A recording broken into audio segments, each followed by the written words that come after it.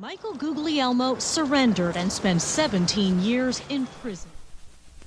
What we do in life echoes in eternity. And the theme of this talk is, it starts with us. That was my top 10, my number one top 10 stupid human act of my life. A shootout with the police. I was actually at that house to execute a drug enforcer. That was my part-time job, robbing drug dealers and gang members. Not a good job option. Landed me in prison for 22 and a half to 45 years. When I got to prison, they put me in maximum security, 23 hours a day, locked up for 2 years, and they tested me for basic education, and they learned that I had a 7th grade education. So humiliated, I decided I was going to change that. What I did is I went and got my GED, then a high school diploma, and I saw a lot of injustice in the prison system. So I got a paralegal degree, and my degree was based on the commentaries of Sir William Blackstone, which were the most widely read legal commentaries in the colonies. And I actually became an idealist from these writings, and I got a classical education. I went on to get a paralegal degree, associate's degree, a Bachelor of Specialized Studies in Paralegal Sciences, and a Master of Arts in the Humanities with a specialization in philosophy, political philosophy. So I started doing a lot of legal work in prison, and the reward that I got for my idealism was I got shipped to a worse prison. They sent me to Summer State Prison in Connecticut, extremely violent place, where I did more legal work and actually instigated a 2-year FBI investigation against guards for brutality that resulted in a bunch of them getting fired. It was just wholesale violence. The guards had regressed to the violent mentality of the inmates. So they threw me out of that place too, sent me back to New Hampshire. So I've been thrown out of better places. So I got all this education. I want to go for a sentence reduction. My sentencing judge comes out of retirement and he advocates my release. So I get out of prison 5 years early. Now the mind can turn heaven to hell, hell to heaven. I survived the circles of Dante's hell in those prisons.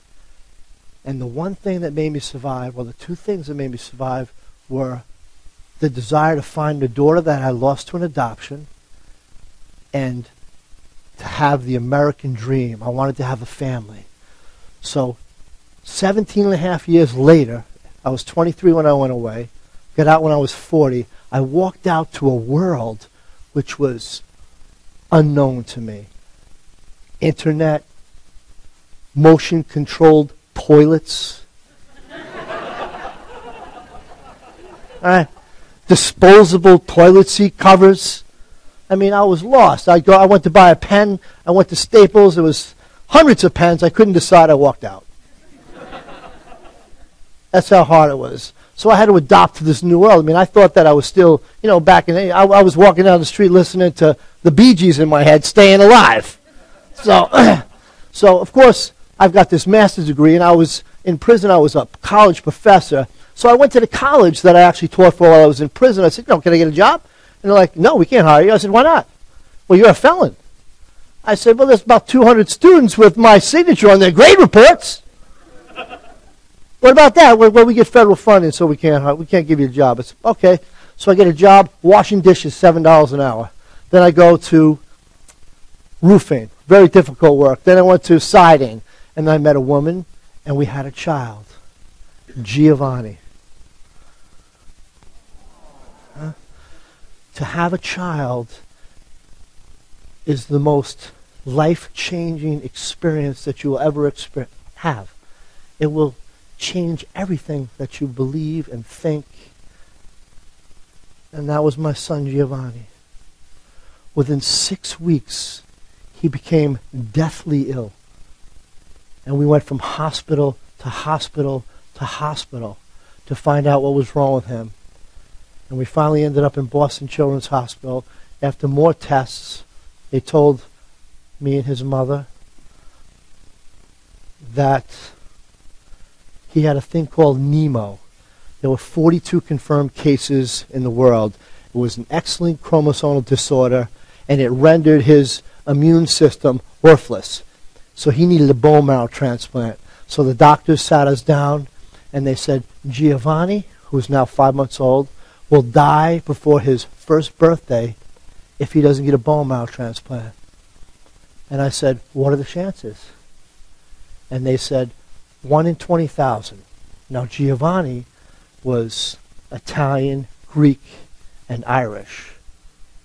So it's very difficult to find matches for people of mixed ancestry. So I told the doctors, I said, no problem. I'll put 20,000 people in a registry. They looked at me like I was crazy. So I started doing bone marrow drives everywhere. There was no match for Giovanni in the registry, but we were lucky enough to find a cord blood match, and that's what saved Giovanni. A cord blood match. But that wasn't his final hurdle. He almost died 5 times before his 2nd birthday. He had a very difficult life, a very bad GI tract. And what happened was they eventually were going to do a colostomy bag on him, so they put a PICC line in him.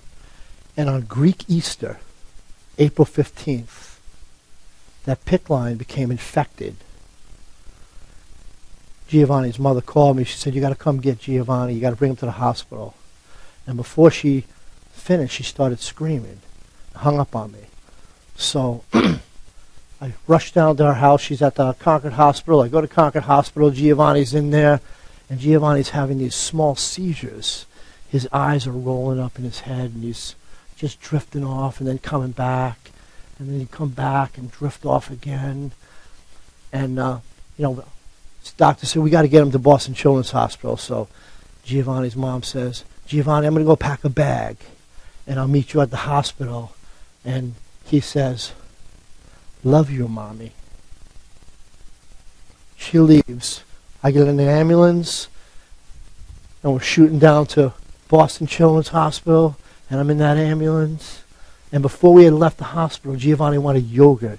He wanted yogurt, so I got him some yogurt, and we weren't supposed to feed him. He hadn't been able to eat for 2 weeks because they didn't want anything in his GI tract, and he was begging us to feed him. Imagine your child saying, please feed me. And we couldn't feed him, but I fed him anyway. And as we were on our way down, he threw the yogurt up on his chest, and I got my head turned and I'm crying because I'm scared, but I don't want him to see me crying. We get to the hospital. As soon as the doctor grabs Giovanni out of the gurney, his whole body contorts. His eye almost touching his mouth. It was horrific. And before I knew it, he was brain dead. His mother comes into the hospital like 20 minutes later, and she sees me against the wall, and I'm crying, and his godmother's there, and she breaks down. We go up to intensive care, and they do a bunch of tests, and he's got no brain activity. He's not coming back. So I says, we got to remove him, because he's too much of a spirit to allow to live on machines. And, this was a boy, Italian, Greek, and Irish. I mean, had he grown to a man, we would not know whether he wanted to start a war, cook something, or get drunk. And this boy was a spirit. I mean, look at those eyes. So we get everyone that loves him in the room. I take Christina, get in bed with him. And she gets in bed with him, and she starts rubbing him. And she lays her face to his cheeks, and she starts singing, "You Are My Sunshine." I never in my life felt that kind of pain to watch this woman singing her child to the heavens. It was agony, man. I got on my knees, and we had printed Giovanni's feet and his hands on cards, and I washed the ink off his feet and his hands, and I put my head to his forearm, and I was holding his hand, and everybody was around the bed crying, and they all had a hand on Giovanni. And the doctor said, should I remove the medications, Michael? I said, yes. He said, should I remove the respirator? I said, yes. He said, should I give him a good shot of morphine so he doesn't gasp? And I said, yes. And he was gone. I have been stabbed. I survived prison, beaten, everything you can imagine. Nothing like this pain. Nothing. Oh, do me a favor, please. Close your eyes. Close your eyes, and I want you to think about the most important people in your life, the people that you love, and the times that you cherished with them. And then I want you to imagine those people coming to you and saying, I'm going to die if I don't get a bone marrow match. I got blood cancer. Imagine that.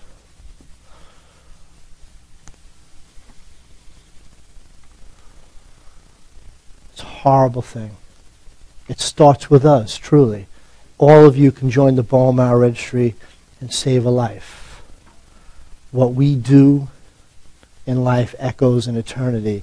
Giovanni inspired over 70,000 people to join the bone marrow registry. And we got 250 bone marrow matches for people. The head of the SWAT team that gave the green light to kill me actually did a bone marrow drive with me. Imagine that.